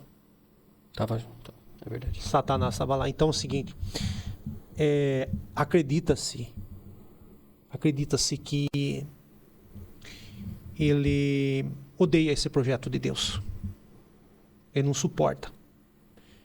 Tá? Deus ter criado, porque lá no Gênesis 1, 27, o eterno Deus fala assim: façais o homem a nossa imagem e semelhança. Ali é no sentido mente, coração. Deus nos dotou de uma capacidade incrível para entender o mundo, a vida, o próprio Deus. Ninguém pode chegar diante de Deus, diante desse plano, desse projeto, e dizer assim: olha, eu não sabia, eu não entendi, o Senhor explicou, mas eu não entendi. O Espírito Santo de Deus, ele é o nosso auxiliador para entender esse projeto. São muitas as questões que nós temos que discutir aqui. Se é possível um cristão verdadeiro, ele pode perder a sua salvação? Uma vez salvo, salvo para sempre. Um cristão que se desviou, que se perdeu, ele ainda pode ser salvo, ele pode voltar, porque daí nós temos que entrar um pouquinho em uma palavra que são poucas as pessoas que conhecem, tá? Conversando com pessoas, para ver qual é o entendimento que a pessoa tem acerca da salvação, e essa palavra se chama apostasia. Apostasia do homem. O que essa palavra na Bíblia representa? O que significa essa palavra? Apostasia é nada mais, nada menos que o abandono deliberado total da fé. Quem é o apóstata? É aquela pessoa que aceitou o Senhor Jesus como Senhor e Salvador, se arrependeu, tem fé, porque a fé ela não morre, ela permanece, mas é como se eu isolasse essa fé. E eu vou dizer agora para mim mesmo: olha, eu vou abandonar tudo, deliberadamente, à vontade. Eu não quero mais saber de Deus, nem de Jesus, nem do Espírito Santo de Deus, nem do seu projeto, nem do seu plano da salvação. Eu simplesmente não quero mais saber. Eu decidi isso aqui agora e eu não quero mais saber. Mas não é bem assim. Não podemos tratar só pelas beiradas ou só na superfície esse assunto. Isso é muito mais profundo. Sim. Né? Por exemplo, para a gente finalizar aqui. A apostasia é uma rebelião contra Deus, contra os princípios de Deus, do seu evangelho. Não é apenas um desvio ou um erro. Você está vendo a profundidade? Não dá para a gente trabalhar simples isso. O termo vem do grego apostasia, que significa deserção ou afastamento. E pode ocorrer devido a fatores como incredulidade, perseguição, sofrimento, falsos ensinos ou negligência espiritual. Aí, para explicar isso, e esse assunto ele vai se estendendo cada vez mais, para você perceber que quanto mais a gente vai entrando no assunto, se a gente for entrar no Evangelho de Mateus, capítulo 13, na parábola do semeador, se formos fazer uma conjectura desses textos, ali tem 4 tipos de solo, 4 tipos de terra, 4 tipos de terreno. Uhum. Então, pode-se até fazer uma pergunta: meu irmão, se são 4 tipos de terrenos ali, 4 tipos de solos, 3 não são bons e só um é bom, e se nós fizermos uma divisão igual por entre os 4, então eu posso conjecturar que a salvação é só 25%? E os restos 75%? A semente que caiu entre as pedras, a semente que caiu na estrada. Então, se eu for pegar isso aí e fazer uma conjectura, é bem da verdade que a Bíblia está falando exatamente isso aí. Que só há um tipo de solo que vai cair essa fé, vai cair esse arrependimento nesse coração arrependido, e que a obra de Deus vai avançar. O projeto da salvação vai avançar. Esse solo que você está falando, que esse um tipo de solo, é do coração que recebe a palavra. Que recebe a palavra. E o coração receptivo, aquele coração que está aberto Tá à palavra. aberto. Esse é o único aí. solo em que a salvação ela vai se desenvolver. É isso mesmo? Exatamente. Ó, por exemplo, deixa eu só focar aqui um ponto aqui, ó, muito importante. Quer ver? Ó? Vamos ver lá. Importante a gente ver porque, assim, Evangelho de Mateus, capítulo 13, e vamos na parábola do semeador aqui, ó. Parábola do semeador. Tendo Jesus saído da casa aquele dia, estava assentado junto ao mar, e ajuntou-se muita gente ao pé dele, de sorte que, entrando num barco, se assentou, e toda a multidão estava em pé na praia. E falou-lhes muitas coisas por parábolas, dizendo: eis aqui o semeador que saiu a semear. E quando semeava, uma parte da semente caiu ao pé do caminho, e vieram as aves e comeram-na. E outra parte caiu em pedregais, onde não havia terra bastante, e logo nasceu, porque não tinha terra funda. Mas vindo o sol, queimou-se e secou-se, porque não tinha raiz. E outra caiu entre espinhos, e os espinhos cresceram e sufocaram-na. E outra caiu em boa terra, e deu fruto, e um a 100, outro a 70, e outro a 70 e outro a 30. Aqui nós entendemos 4 tipos de solo, certo? Só um. Se nós formos fazer uma conta aqui de todo o contexto dos 4 solos, 75% não é bom, correto? Uhum. Caminho, pedra e espinho. E só um tipo de solo é bom. Então, estamos falando de só 25% desse projeto de salvação. É quem recebe a palavra de Deus de bom grado, com amor, recebe essa fé, entende o arrependimento, entende que você tem que confessar, não é só lá, mas a todo momento o Senhor Jesus como o Senhor e Salvador da sua vida. Não só para você, mas para as pessoas. Falar, quem fez essa obra maravilhosa na sua vida? Quem que realizou esse trabalho, essa mudança? Essa metanoia? Quem que te ajudou nisso? O Senhor Jesus, o Espírito Santo de Deus. Só que tudo isso ainda nos gera um entendimento, né? É possível apostatar de tudo isso? Sim, eu acho. Porque tem muitas pessoas que fazem isso. Que deixam o evangelho, vão para outras religiões. Pessoas que, sei lá, às vezes por olhar para o homem, abandonam, né? Saem dos caminhos de Deus. Isso acontece com muitas pessoas, né? Acontece com muitas pessoas. E você vai ver que quando a gente vai procurar na Bíblia, porque assim, veja bem, inclusive se nós entrarmos lá em Hebreus capítulo 6, os versos 4, 5 e 6, nós vamos trabalhar a possibilidade da apostasia. Mas aquele texto tem que ser lido, interpretado, em cima de uma exegese muito bem feita, para mim não sair falando por aí, ó. Viu? É facinho, é só você apostatar e já acabou. E por que assim? Porque se eu tratar esse texto de Hebreus capítulo 6, verso 4, 5 e 6, só pelas beiradas, ou só por cima, muito ralamente, o que vai acontecer? Eu vou achar que é muito fácil entender que o Senhor Jesus falhou, o projeto lá atrás e antes da fundação do mundo falhou, a cruz falhou, Deus falha, Deus está sujeito a falha.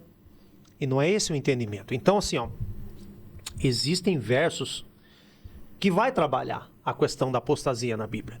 Você tem versos como 1 Timóteo 4:1, 2 Tessalonicenses 2:3, Mateus 24:10, Mateus 24:10 que vai descrever que o amor de muitos, quando chegasse um certo período do homem, a vida do homem ia se esfriar. E aí você vai começar a produzir entendimento, por quê? Porque a pergunta ainda está no ar. Pode um cristão verdadeiro, que recebeu tudo isso de Deus, já entende o projeto,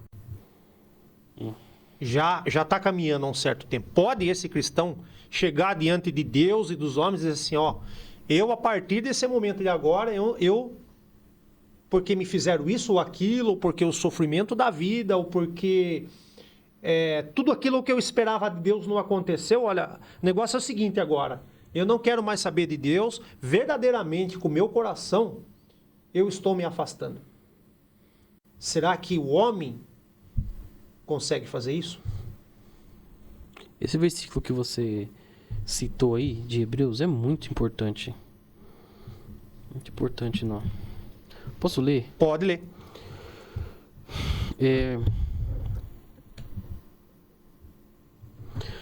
Eu vou ler, posso ler uma versão aqui que eu consegui entender melhor? Pode. Ó, temamos, pois que porventura, deixada a promessa de entrar no seu repouso, pareça que alguns de vós fica para trás. Porque também nós foram pregadas as boas novas, como a eles. Mas a palavra da pregação nada lhes aproveitou, porquanto não estava misturada com a fé naqueles que a ouviram. Porque nós, os que temos crido, entramos no repouso, tal como disse, assim jurei na minha ira, que não entrarão no meu repouso, embora suas obras estivessem acabadas desde a fundação do mundo. Porque em certo lugar disse assim no dia 7º, e o repouso de Deus de todas as suas obras no 7º dia. A sua versão é a Almeida Corrigida Fiel, é o 4:3 que você falou, né? Hebreus capítulo 6, verso 4, 5 e 6. Ah, então eu estou no lugar errado. É Hebreus, verso... Capítulo 6, 3, 4 e 5. Eu estava no lugar errado. E isso faremos se Deus o permitir, porque é impossível que os que já uma vez foram iluminados... Perfeito. E provaram o dom celestial e se tornaram participantes do Espírito Santo e provaram a boa palavra de Deus e os poderes do século futuro e recaíram, sejam outra vez renovados para arrependimento. Pois assim, quanto a eles, de novo crucificam o Filho de Deus e o expõem ao vitupério. Essa palavra vitupério é vergonha. Olha, assim, veja bem, é fato que aí existe um interlocutor, certo? O que é essa carta de Hebreus para os hebreus? Que é até impossível saber quem é o autor, porque não sabemos. Esse autor anônimo, muitos vão falar que é Paulo, outro que é Apolo, mas esse não é o ponto aqui. O ponto aí é que o interlocutor está passando um aviso, tá?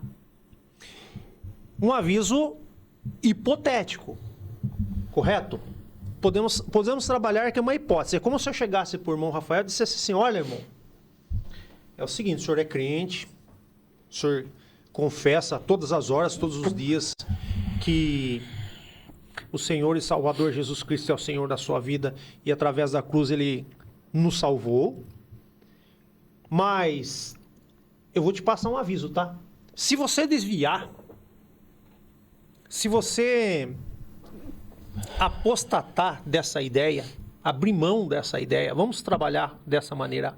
Se você abrir mão desse projeto, desse plano de salvação para o homem, pode ser que seja impossível, tá? De você conseguir voltar. Porque daí você vai expor todo esse projeto de Deus a uma vergonha, a um vitupério, a até isso em uma outra versão, uma explicação um pouco melhor, esse vitupério, um espetáculo público de desgraça, vamos dizer assim. Porque a palavra é desgraça. Se você estava na graça, se saiu da graça, você está em desgraça. A ideia é essa. Mas, veja bem, aonde entra o conflito aí? Aqui é o ponto áureo do nosso assunto aqui hoje. Pode um cristão verdadeiro perder a sua salvação? A Bíblia vai citar, não só essa vez, mas em outros casos, a possibilidade da apostasia. A Bíblia vai falar. Tem outros textos. Não é só esse, porque Hebreus 10 também vai falar. Então, assim, lógico, se você, por exemplo, pensar da seguinte maneira, o interlocutor está passando um aviso, um alerta.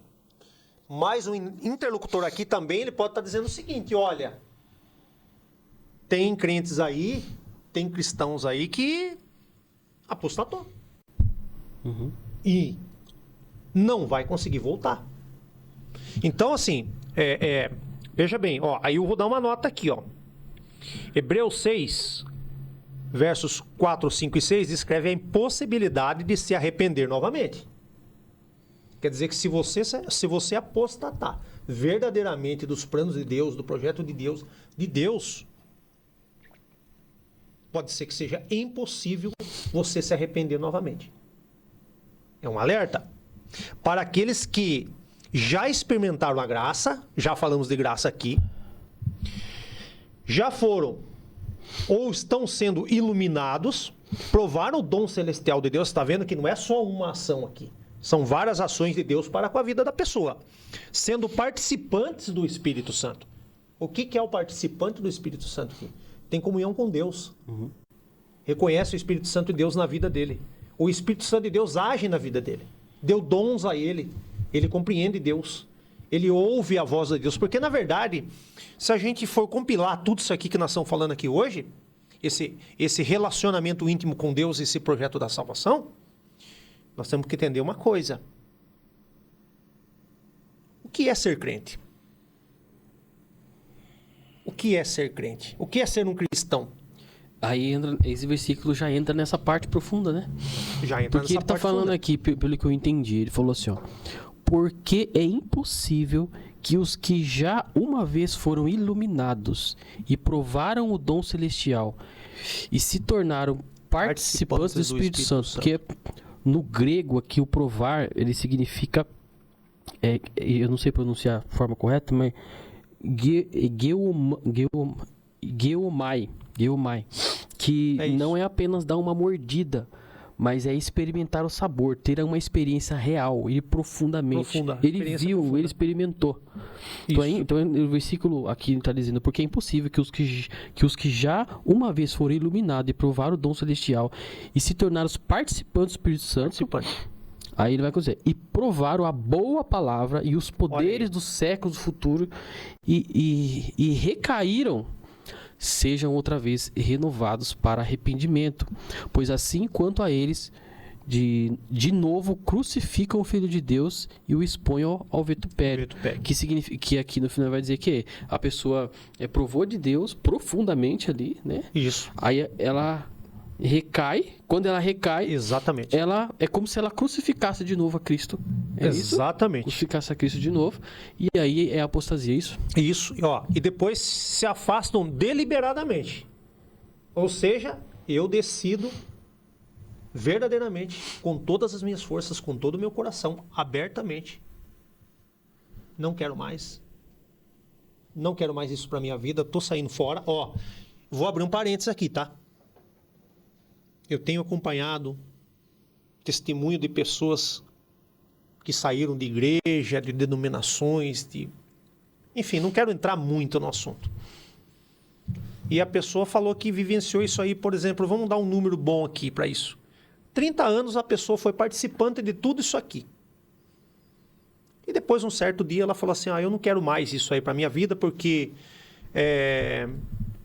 fulano A, B e C de dentro da igreja, ou de fora da igreja, ou aqui no mundo, ou seja qual for a situação, fez isso aqui para mim, eu saí fora.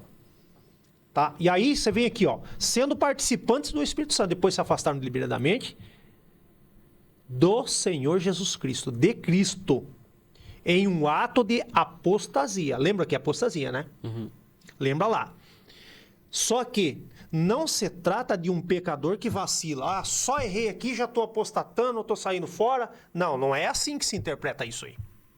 Mas como um indivíduo que rejeita ativamente a fé. Então, assim, vem Deus, através do Espírito Santo de Deus, vem o Senhor Jesus, coloca a fé no meu coração. Lembra que é fé lá, né? Hebreus 11. Uhum. É o firme fundamento, é um firme fundamento. Deus coloca em mim. Uhum. Mas você não vai encontrar nenhum versículo na Bíblia que diz assim, ah, então Deus coloca a fé em mim e depois tira. Não, isso não existe. Uhum. Mas a pessoa acha que sim. Uhum. E depois, o que ela faz? Ela rejeita ativamente a fé. O que ela fala? Eu não tenho mais fé. Esse Deus aí, essas coisas aí, Bíblia, isso aí é tudo uma ilusão. Eu vivi 30 anos lá dentro, eu tenho certeza que o irmão também já ouviu isso. Eu vivi lá e, enfim, só para me fechar minha ponta aqui. Tá. Só para me fechar minha ponta aqui. Crucificando novamente o Filho de Deus, a sua própria vergonha. A interpretação de que a salvação é perdida é controversa. Eu não estou batendo o martelo aqui. Se você me fizer uma pergunta, irmão, o senhor acredita que existe apostasia? Eu acredito. Ela pode acontecer? Ela pode. Mas aqui o texto está enfatizando a seriedade de se afastar da fé após ter tido uma experiência genuína com as coisas de Deus. Não é algo simples. Não é uma coisa que... uma coisa mais específica. Que eu acordo de manhã... Ah, hoje eu não quero mais saber de Deus. Não é por aí. Não é dessa forma que se entende. Então, assim, eu sei que o irmão quer falar agora e o senhor vai falar, mas tem a questão tem a questão que se refere propriamente ao texto, tem a questão da queda, tem a impossibilidade do arrependimento, tem a questão da crucificação, tá tudo aí. Tem a questão da perda de salvação, que é em todo o contexto teológico, muito complicado.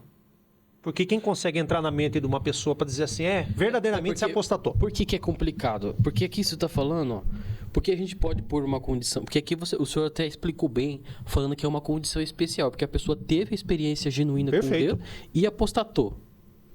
Sim. Bom, aí ele está falando aqui que esse tipo de pessoa que foi profundo e saiu ali e não quer mais, é impossível que ele volte porque ele experimentou tudo aquilo e saiu e apostatou. Aí fica uma pergunta, será que verdadeiramente esses que disseram, tá? Já está no passado, que disseram que experimentou tudo isso de Deus, será que verdadeiramente ele falou a verdade?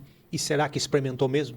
Será que tem um texto na Bíblia que diz assim, olha, não é bem assim? Então vamos ver. 1 João, capítulo 2, verso 19. Lê lá para nós fechar esse assunto aqui. Mas isto é para que se manifeste que não são todos de nós. E vós tendes a unção do santo e sabeis todas as coisas. Então... o que quer dizer esse versículo? E aí? Então quer dizer que a Bíblia também tem um texto para dizer que muitos que estão iludidos, muitos que Deus não está na vida dele, não está agindo ali.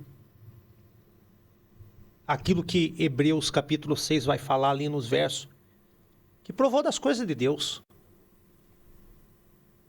Que a pessoa diz ter o Espírito Santo de Deus na vida dela, mas na verdade não tem.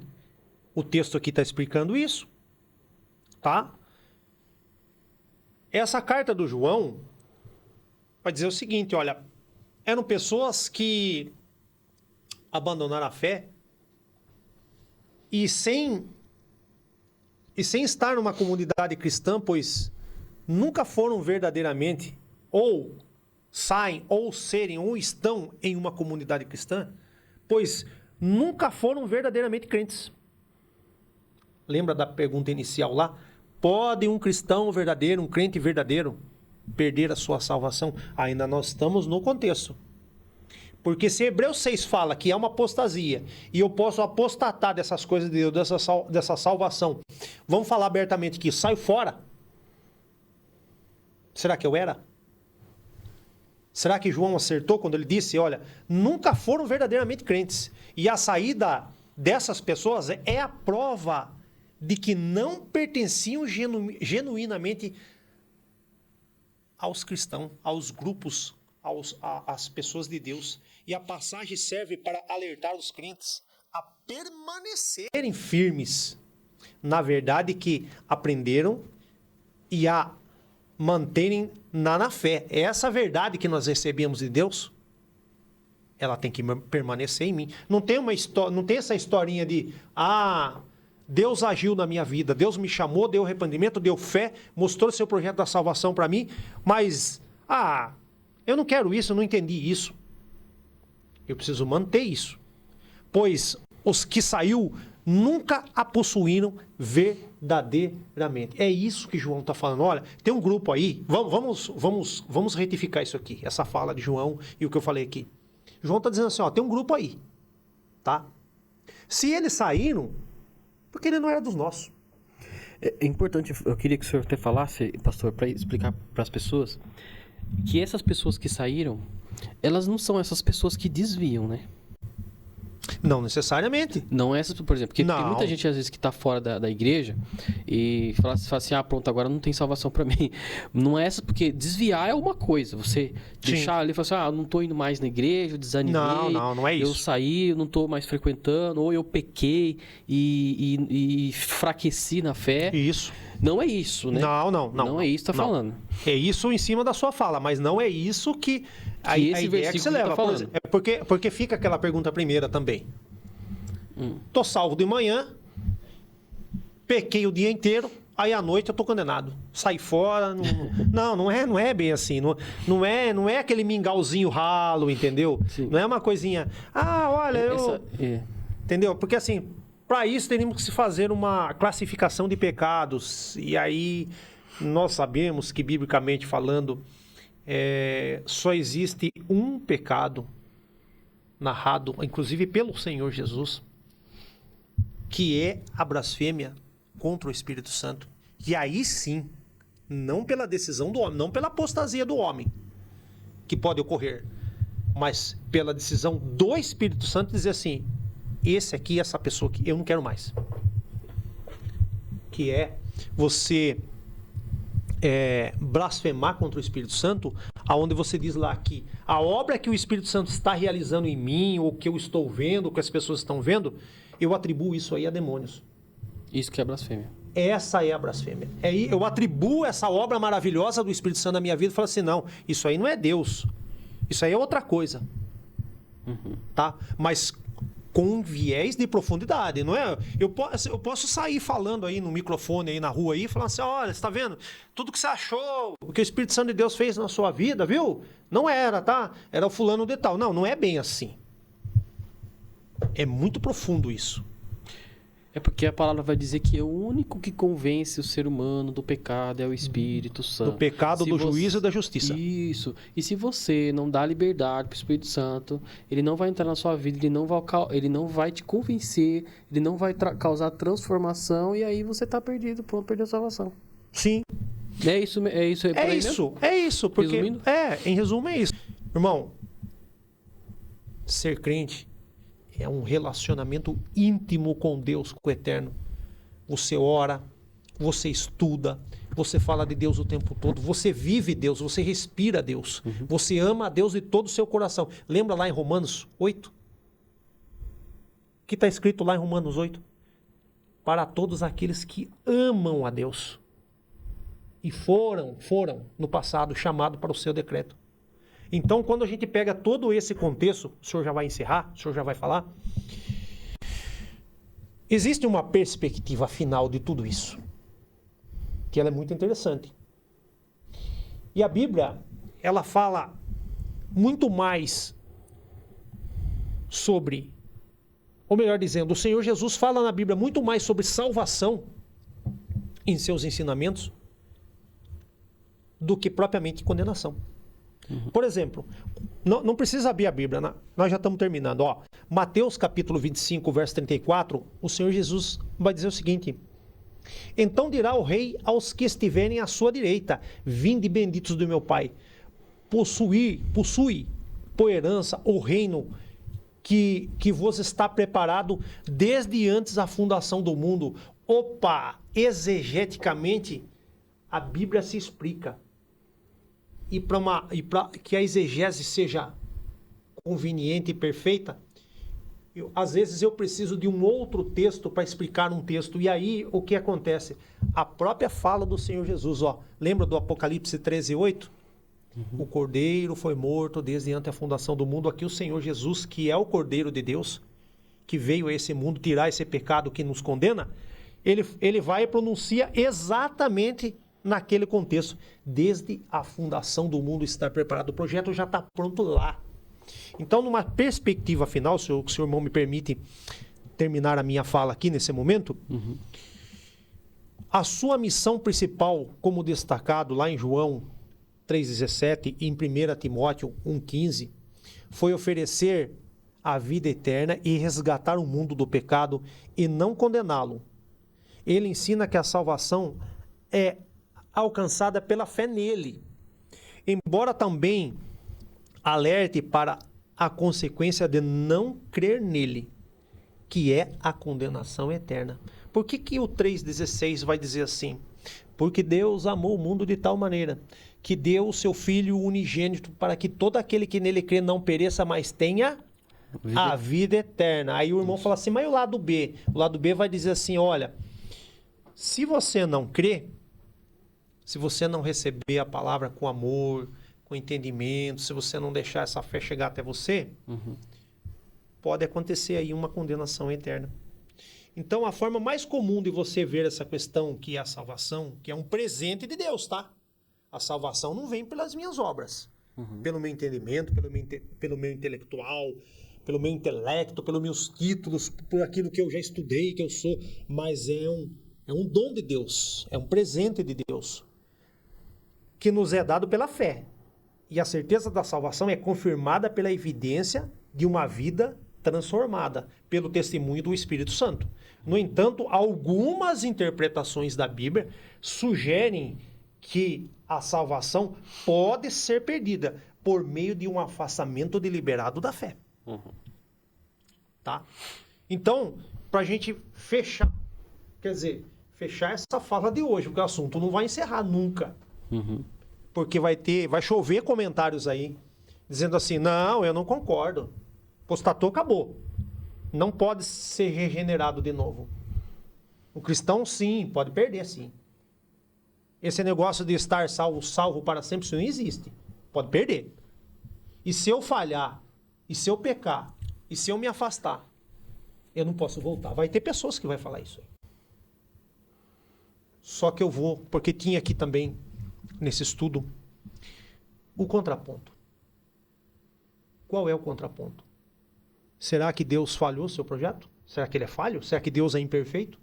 Será que o Senhor Jesus falhou? Será que a obra redentora de Deus ela é tão fraca assim que dizer assim, estou salvo de manhã, pequei, errei, fiz algo muito sério, muito grave, à noite eu já estou condenado, não tem mais volta, acabou, já era, é isso e ponto final. Será que é isso mesmo? Mas não é isso que os textos da Bíblia nos diz, né? Porque quando nós vamos para Romanos, lá no capítulo 8, ali sim existe uma segurança na salvação. Capítulo 8 de Romanos, 37 e 39. Mas em todas essas coisas somos mais do que vencedores por aquele que nos amou, o Senhor Jesus.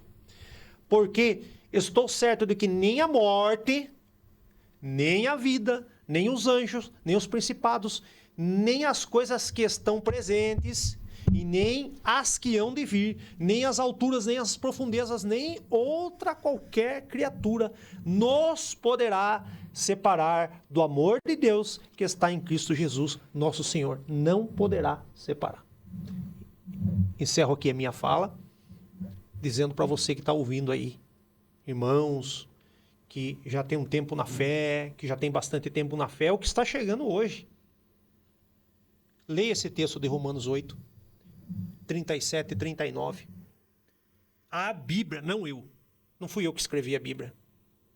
Foi Deus que, pelo seu grande amor, a sua misericórdia, resolveu se revelar para nós, deixar esse livro maravilhoso para nós interpretarmos e entendermos, dizer assim, ó, nem outra qualquer criatura, ou qualquer coisa, ou qualquer aspecto, poderá nos separar do amor de Deus, que está em Cristo Jesus, nosso Senhor. Amém. Pastor, quero agradecer aqui sua presença, viu? Meu Deus, eu por que trazer agradeço. esse assunto. Agradeço por tudo que o senhor trouxe aqui. E vamos seguir aí. E no próximo episódio nós vamos seguir com esse assunto.